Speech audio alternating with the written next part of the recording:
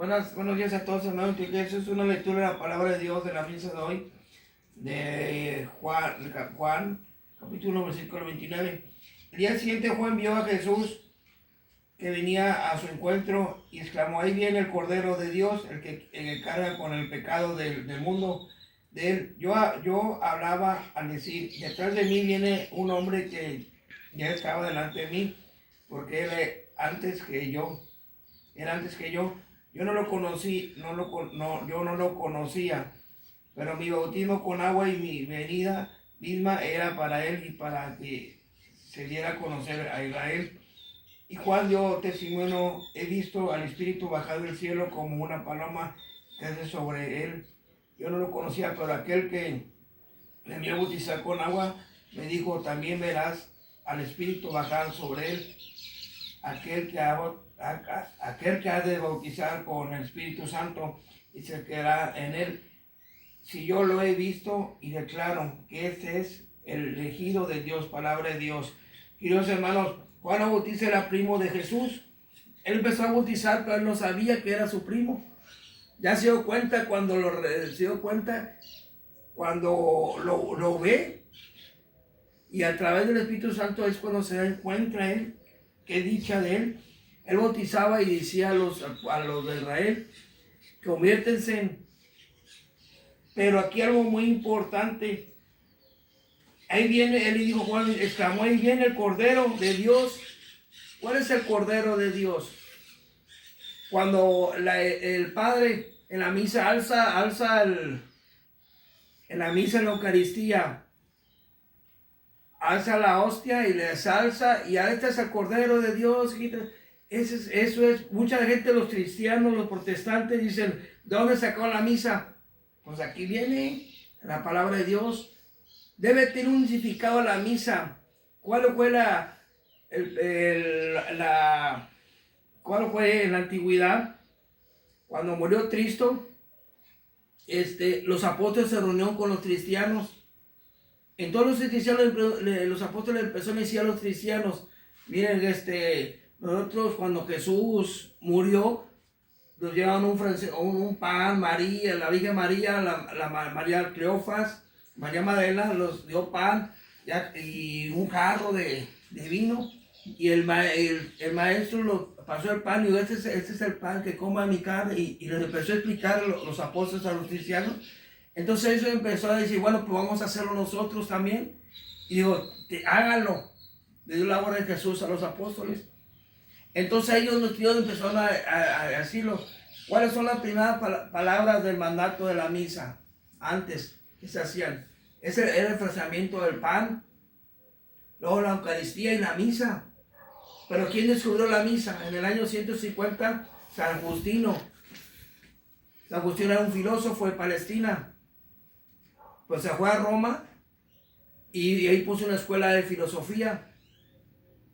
Y él fue cuando vio todos los apóstoles y los cristianos se reunían así, y él fue el que primero que dijo: vamos a hacerlo. Era secretario el emperador Marco Aurelio. Y era secretario, y dijo: vamos a hacer un decreto que la misa se les va a celebrar de esta forma, con un canto en la entrada y en la iglesia un acto de penitencia, pedir perdón. O sea, antes la misa se celebraba, duraba 5 horas, le decía San Agustino.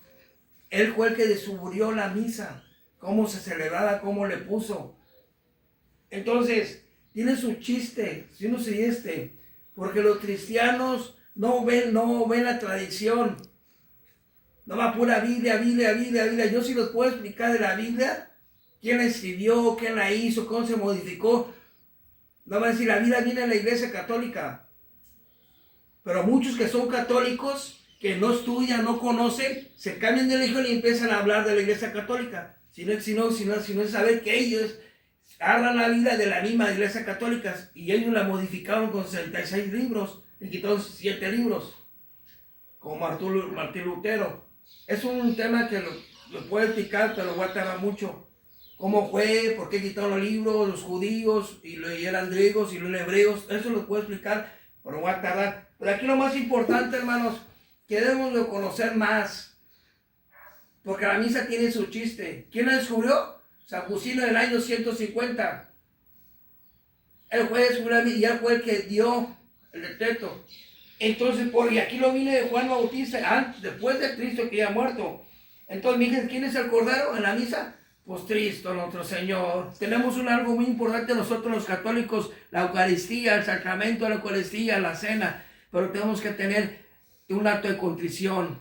Yo soy feliz porque ya me casé, ya comulgo, ya que vivo en gracia, vivo los mandamientos de Dios, no peco ni con el pensamiento, ni con mis palabras, nada. Yo me levanté a las 2 de la mañana, levantó Dios, hacía el rosario, hice mi meditación a las 4, me dormí.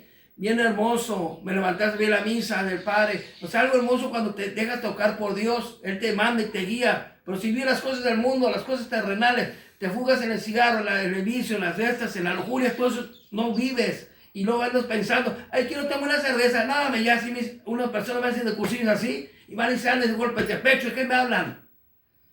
¿Cuántos fariseos hay en el mundo? Y seguimos igual, así los dentro por ahí y los sale por otra.